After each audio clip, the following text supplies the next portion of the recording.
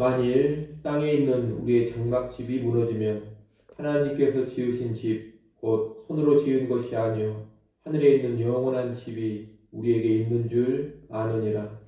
참으로 우리가 여기 있어 탄식하며 하늘로부터 오는 우리 처소로 덧입기를 간절히 사모하노라. 이렇게 입으면 우리가 벗은 자들로 발견되지 않으려 함이라. 참으로 이 장막에 있는 우리가 짐진 것 같이 탄식하는 것은 벗고자 함이 아니요 오히려 덧입고자 함이니 죽을 것이 생명에 삼킨 바 되게 하려 함이라. 곧 이것을 우리에게 이루게 하시고 보증으로 성령을 우리에게 주신 이는 하나님이시니라. 그러므로 우리가 항상 담대하여 몸으로 있을 때에는 주와 따로 있는 줄을 아노니 이는 우리가 믿음으로 행하고 보는 것으로 행하지 아니함이로라.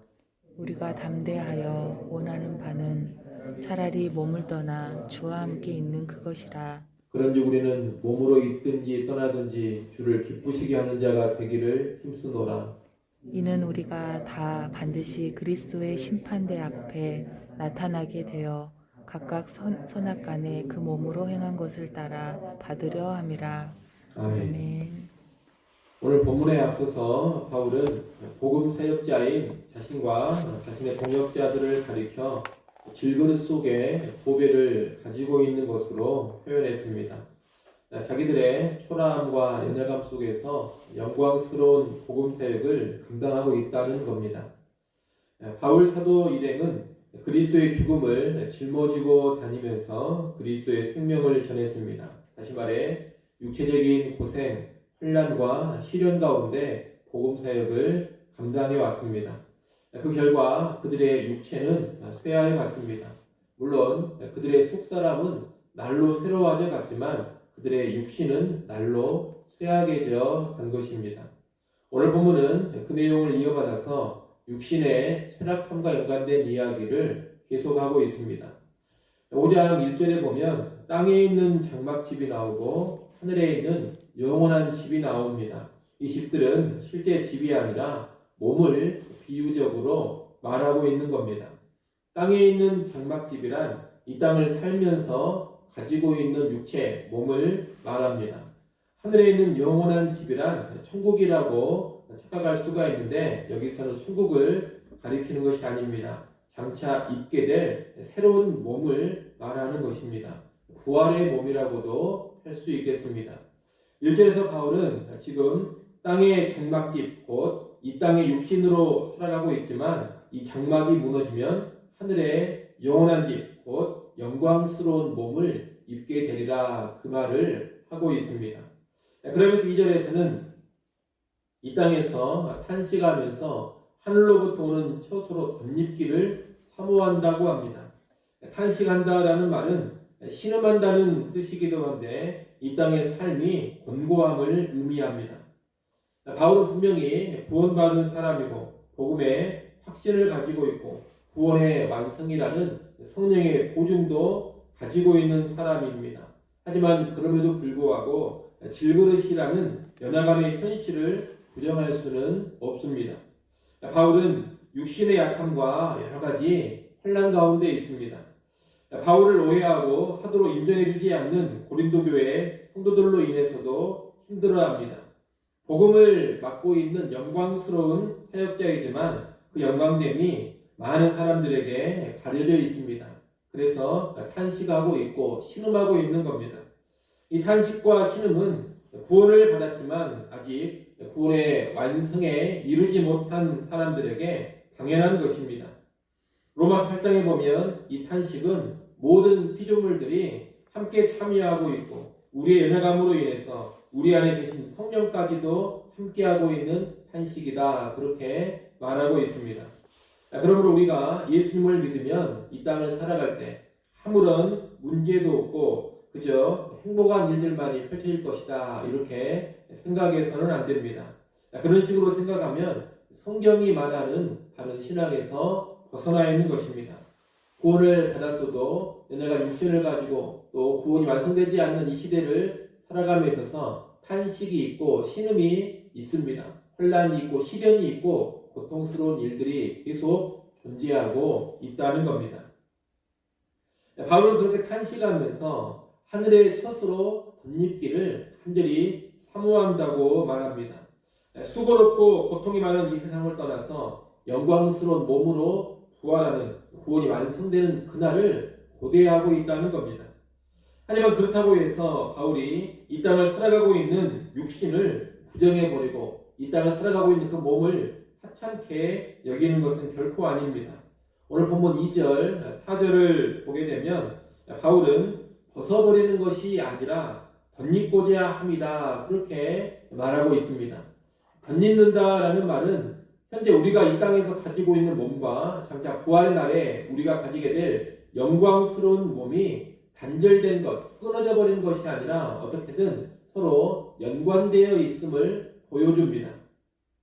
우리가 죽는 것은 죽을 목숨이 생명에 삼켜지는 것입니다. 우리가 가지고 있는 이 땅의 육신은 사망에게 삼켜질 수도 있고 생명에게 삼켜질 수도 있습니다. 불신자로서 이 세상을 떠나게 되면, 죽게 되면 이 땅에서 가지고 있던 그 육체가 어디에 삼켜지는 것이냐? 사망에 삼켜지는 것입니다. 사망에 삼켜지면 영원한 지옥불에 떨어집니다. 멸망에 들어가는 겁니다. 하지만 신자로서 이 세상을 떠나게 되면, 신자로서 죽음을 맞이하게 된다면 이 땅의 육체가 생명에 삼켜지게 되는 겁니다. 생명에 삼켜지면 생명의 부활을 하게 됩니다. 영광의 몸을 입고 영원한 생명을 누리게 되는 것입니다. 여러분, 예수 믿는 사람들은 육체의 죽음이 사망에 삼켜지는 것이 아님을 분명히 알아야 합니다. 신자들은 죽는다는 것이 생명에 삼켜지는 일입니다. 그래서 우리 신자들은 죽음을 통해서 영광의 몸으로 덧입혀져서 완전한 영생의 삶으로 들어가는 겁니다. 5절에 보면 하나님께서는 이러한 일을 확실히 이루신다는 보증으로 신자들 안에 성령을 내주게 하셨다고 합니다. 우리 구원의 완성은 확실합니다. 비록 눈에 보이는 육신의 죽음은 불안해 보일 수 있고 막막해 보일 수도 있지만 이 하나님의 보증으로 인해서 우리는 그들은 확신을 가지고 죽음을 맞이할 수가 있습니다. 물론 부활의 몸을 입는 것, 죽음 후에 완전한 영생의 삶을 누리는 것은 아직 현실이 아닙니다. 눈에 보이는 현실은 여전히 연약한 육신입니다. 쇠약한 몸이고 고난이 많은 인생입니다. 또 눈에 보이는 것은 육체의 죽음입니다. 이것이 우리 눈에 보이는 현실입니다. 하지만 예수님을 믿는 사람들은 눈에 보이는 현실이 다가 아니라는 것을 압니다. 그래서 보는 것으로 하지 않고 믿음으로 행합니다. 7절 말씀을 여러분이 한번 읽어보십시오. 5장 7절 말씀 읽습니다. 이는 우리가 믿음으로 행하고 보는 것으로 행하지 아니하매로다. 아멘. 뭘로 행한다고 합니까? 믿음으로 행한다고 합니다. 보는 것으로 행하지 않는다. 그렇게 말하고 있습니다. 예수 믿는 신자는 눈에 보이는 것, 눈에 보이는 현실이 다가 아니다. 이것을 분명히 알고 있습니다. 그래서 보이는 것이 전부라고 생각하며 살지 않고 보이지 않는 부활, 보이지 않는 완전한 영생에 대한 믿음을 가지고 사는 겁니다. 영광의 부활, 완전한 영생의 복락은 아직 경험되지 않고 있고 보이지 않습니다. 하지만 확실하게 이루어질 일입니다. 때가 되면 우리 눈에 훤히 보이게 될 것이고 우리 손으로 잡힐 것입니다. 생생하게 체험이 된다는 겁니다. 우리는 그러한 것을 믿음으로 바라보면서 이 땅의 하루하루를 살아가는 겁니다. 이렇게 살아갈 때 신자는 죽어도 좋다 이런 마음으로 살아가게 됩니다. 죽어서 주와 함께 거하면 참으로 좋다 이런 믿음이 있기 때문에 죽음 앞에서도 또한 담대해야 합니다. 하지만 또 반대로 육체적으로 죽지 않고 계속 살아있다 하더라도 살아가는 이 땅의 삶을 부정적으로 볼 필요가 없습니다. 우리 안에 성령님의 내주가 있고 영광스러운 부활이 보장되어 있기 때문에 이 땅에서 육신을 가지고 살고 있다 하더라도 믿음과 소망으로 얼마든지 이 땅의 삶을 의미 있게 살아갈 수 있는 겁니다. 그래서 신자는 살든지 죽든지 크게 개의치 않습니다. 반드시 나는 육체적으로 살아야만 한다거나 또는 나는 빨리 죽어야 한다 이런 자체에 연연하지 않는다는 겁니다. 바울은 이런 맥락에서 9절에 이야기를 합니다. 몸으로 있든지 떠나 있든지 다시 말해 살든지 죽든지 주를 기쁘시게 하는 자 되기에만 힘쓴다 이런 말입니다. 하나님의 뜻 가운데 이 땅의 육신을 가지고 계속 살게 된다면 그 육신의 삶 가운데 주님의 기쁨되는 삶을 살아가야 합니다. 반대로 하나님의 뜻 가운데 내가 죽게 된다면 그 죽음조차 주님의 기쁨되는 모습으로 맞이할 줄 알아야 합니다. 특히 바울은 주님의 기쁨되는 삶을 말하면서 그리스도의 심판대 앞에 설 것을 전망합니다. 10절 말씀 또 여러분이 한번 읽어보십시오. 10절 읽습니다. 이는 우리가 다 반드시 그리스도의 심판대 앞에 나타나게 되어 각각 선악간에 그 몸으로 행한 것을 따라 받으려 함이라. 아멘. 우리는 장차 예수 그리스도의 심판대 앞에 서게 됩니다. 그 심판대 앞에서 선악간에 행한 것을 따라서 보응을 받을 것입니다. 참된 믿음이 있는 신자라면 7절에 우리가 봤던 그 말씀처럼 이 땅을 살아갈 때 보는 것으로 하지 않고 믿음으로 살아갑니다. 또한 9절의 고백처럼 참된 신자라면 사나 죽으나 주님의 기쁨을 위해서 살아갈 것입니다. 그리고 그런 삶의 결과로 심판대 앞에 설 때 칭찬과 영광과 존귀를 얻게 되는 겁니다. 여러분, 이 땅의 육신은 쇠약합니다.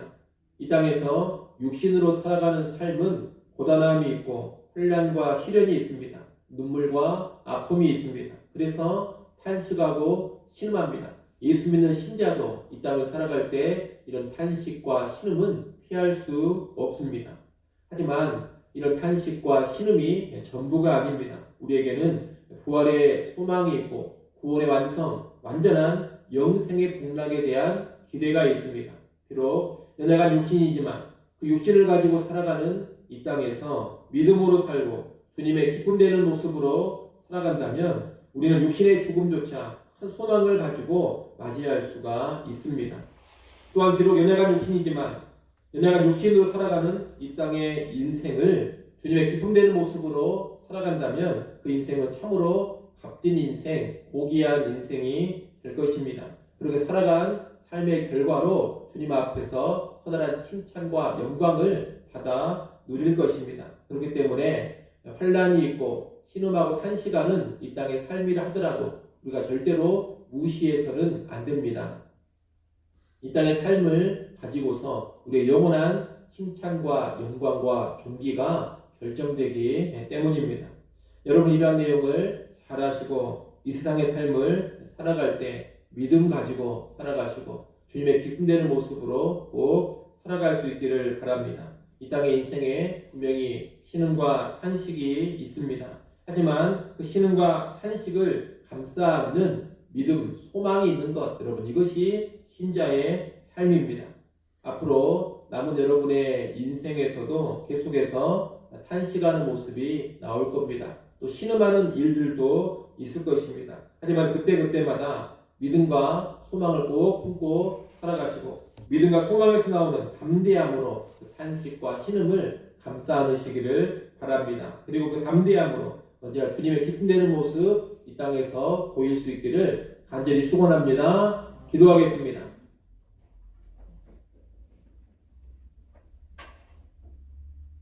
하나님 아버지, 예수 믿어 구원받았다 하더라도 연약한 육신을 가지고 살아가는 이 세상의 삶은 여전히 탄식하고 여전히 신음하는 삶인 것을 고백합니다. 하지만 하나님 아버지, 이 신음과 탄식이 전부가 아니라 우리에게는 밝은 미래가 약속되어 있고 영광스러운 부활이 예비되어 있음을 또한 확신케 하여 주시옵소서. 그 믿음으로, 그 소망으로 이 땅에 하루하루 살아가게 하시고 살든지 죽든지 하나님의 영광, 주님의 기쁨되는 삶 살아가게 하여 주시옵소서. 이 시간 하나님 앞에 나와 기도합니다. 기도한 우리 모두에게 하늘의 소망을 충만케 하여 주시옵소서. 신음하고 탄식하는 문제들 가지고 하나님 앞에 아뢰입니다. 우리를 긍휼히 여겨주시고 이 모든 이 땅의 신음과 탄식을 이겨나갈 수 있는 믿음, 담대함 허락하여 주시옵소서. 추석입니다. 우리 성도들 가족 친지로 모일 때 하나님 함께하여 주시고 평강과 화평함이 있게 하여 주시옵소서. 가족들이 모일 때 기쁨 있게 하시고 또한 예수 믿는 자로서 선한 행실과 선한 말 보이게 하시고 예수 그리스도를 우리의 말과 행실로 잘 드러내게 하여 주옵소서. 예수님의 이름으로 기도드리옵나이다. 아멘.